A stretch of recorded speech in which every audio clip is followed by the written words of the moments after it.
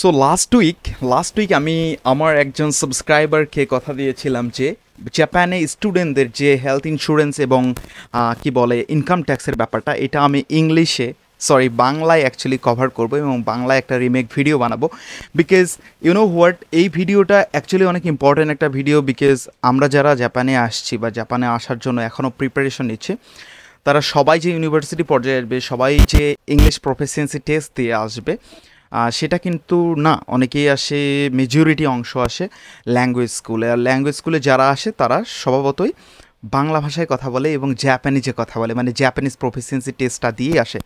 So জাপানে health insurance এবং income ট্যাক্সের ব্যাপারটা আবারও বলি, এটা ম্যান্ডেটরি একটা জিনিস। এটা যদি না দেন তাহলে আপনার কি হবে না, আপনার ভিসাটা টোটালি বাতিল হয়ে যাবে, মানে you can't renew your visa. This is very true.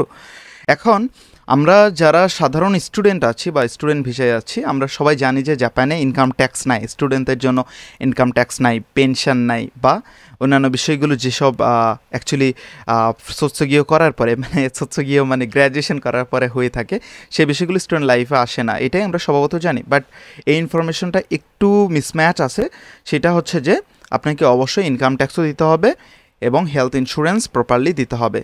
এখন আসেন, এই ইনকাম ট্যাক্স এবং হেলথ ইন্স্যুরেন্স এই দুইটা অ্যাসপেক্ট ছোট্ট করে একটু ক্লিয়ার করি আপনাদেরকে।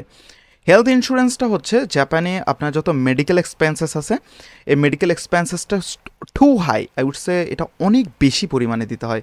লাইক আপনি যদি কোনো কারণে ইনজিউর্ড হন এবং যদি হাসপাতালে আপনি 7 দিনের জন্য ভর্তি হন, আপনার 1 লাখ টাকা খসাইতে দ্বিধাবোধ করবে না।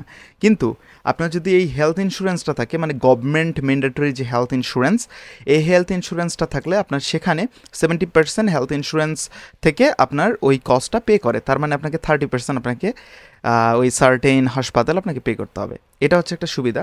আর এই জন্যই হেলথ ইন্স্যুরেন্সটা জাপানে বাধ্যতামূলক বা ইস্যু করা হয়ে থাকে। অন দ্য আদার হ্যান্ড, অন্যথায় ইনকাম ট্যাক্সটা হচ্ছে আপনি যে টোটালি ইনকাম করছেন, এই ইনকামের উপরে আপনার গভর্নমেন্টকে একটা ট্যাক্স দিতে হয়। এই ট্যাক্সটাকে বলা হয় ইনকাম ট্যাক্স। আশা করি আপনারা খুব ক্লিয়ারলি বুঝতে পারছেন। ওকে, সো এখন আসেন যে এই দুইটার মধ্যে আসলে রিলেশনটা কি এবং এই দুইটা কখন দিতে হয় এবং কখন দিতে হবে না। সাধারণত স্টুডেন্ট ভিসায় যারা জাপানে আসে তাদের কোনো কি থাকে না, তাদের কোনো ইনকাম ট্যাক্স থাকে না। বিকজ যখন জাপানে সবাই আসে তখন তারা স্টুডেন্ট হিসাবে আসে, আর স্টুডেন্ট মানে কি, ওরা তো কোনো ইনকাম করবে এই ধান্দায় আসতেছে না। সো দ্যাটস ওয়াই ওদের আসলে ইনকাম ট্যাক্সটা থাকে না। কিন্তু আপনি ডেফিনেটলি জাপানে এসে তো কাজ করবেন, পার্ট টাইম জব টব করবেন, রাইট? সো আপনি যখন ইনকাম করছেন, সেই ইনকামের লিমিট যদি 9,60,000, এক বছরে যদি 9,60,000-এর নিচে থাকে, তাহলে আপনাকে কোনো ইনকাম ট্যাক্স পে করতে হবে না। ওই টাইমটার মধ্যে যদি আপনি ইনকাম ট্যাক্স পেয়ে যান, আপনি 9,60,000-এর নিচে আছেন, যদি আপনি এই কোনো ইনকাম ট্যাক্স পেয়ে যান গভর্নমেন্ট থেকে বা লোকাল সিটি হল থেকে, যদি কোনো ইনকাম ট্যাক্স পেয়ে যান আনফর্চুনেটলি, তখন আপনি ওই সিটি হলে গিয়ে আপনি জিরো ট্যাক্স ডিক্লারেশনের যে পেপারটা আছে সেটা কমপ্লিট করলে আপনার ট্যাক্সটা জিরো হয়ে যাবে। ঠিক আছে? 2 নম্বর কথা হচ্ছে হেলথ ইন্স্যুরেন্স। হেলথ ইন্স্যুরেন্সটা জাপানে ঢোকার সঙ্গে সঙ্গে আপনাকে পে করতে হবে। আর জাপানের সব স্টুডেন্ট লেভেলে যত স্টুডেন্ট আছে সবার জন্য এই হেলথ ইন্স্যুরেন্সটা একটা certain amount, which is 1,600 yen, মানে 1600 জাপানিজ ইয়েন। এটা বুঝতে পারছি? 1600 জাপানিজ ইয়েন জাপানের প্রতিটা স্টুডেন্টকে পে করতে হয়। এটা হচ্ছে হেলথ ইন্স্যুরেন্স। ওকে, সো এখন এই ইনকাম ট্যাক্স এবং হেলথ ইন্স্যুরেন্সের একটা কম্প্যারিজন আছে, একটা কম্প্যারেটিভ একটা ব্যাপার স্যাপার আছে, সেটা একটু বলি আপনাদের। যদি আপনার ইনকাম 9,60,000-এর উপর চলে যাবে, ওই টাইমটাতে আপনি যতই স্টুডেন্ট হন না কেন, তখন আপনাকে প্রতি বছরে আপনার একটা নির্দিষ্ট অ্যামাউন্ট ইনকাম ট্যাক্স দিতে হবে। ওকে, আর এই ইনকাম ট্যাক্স আপনি যখনই দিবেন, একটা কথা মাথায় রাখেন, যখনই আপনি ইনকাম ট্যাক্স দিচ্ছেন সেই টাইমটাতে আপনার হেলথ ইন্স্যুরেন্সটাও বেড়ে যাবে, 1600 থাকবে না। এটা হচ্ছে ছোট্ট এবং সুন্দর এবং সবচেয়ে সাবলীল ভাষায় আমি আপনাদেরকে বললাম।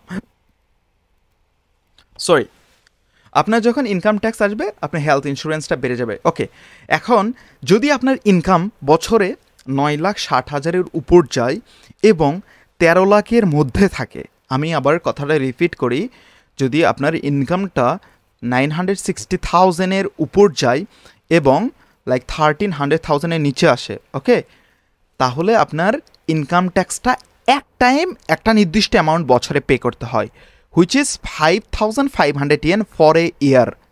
এক বছরের জন্য আপনার শুধুমাত্র 5,500 টাকা পে করতে হবে। অন দ্য আদার হ্যান্ড, যেহেতু আপনি ইনকাম ট্যাক্স আপনি দিচ্ছেন, সেই সময়টাতে আপনার হেলথ ইন্স্যুরেন্সটাও বেড়ে যাবে। আপনার হেলথ ইন্স্যুরেন্সটা তখন হয়ে যাবে 6,200 টাকা।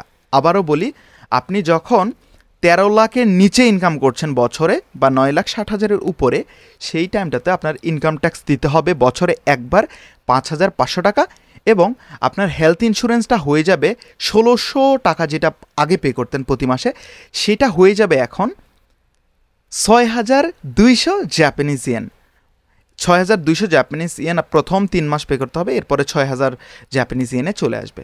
আমি কি বুঝাতে পারছি?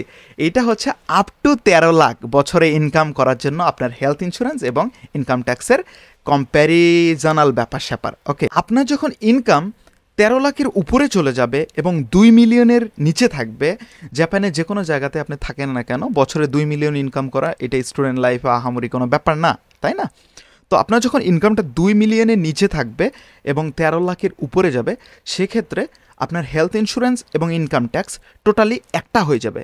একটা হয়ে যাবে মানে আপনার এই টাইমে সার্টেনলি কোনো ট্যাক্স দিতে হবে না, মানে ট্যাক্সের জন্য আপনার কোনো পেপার আসবে না, আপনার শুধুমাত্র আসবে হেলথ ইন্স্যুরেন্সের পেপার। এই হেলথ ইন্স্যুরেন্সটা আগে যেখানে দিতেন 1,600 বা 6,200 জাপানিজ ইয়েন, এই হেলথ ইন্স্যুরেন্সটা এখন হয়ে যাবে 14,000 জাপানিজ ইয়েন পার মান্থ।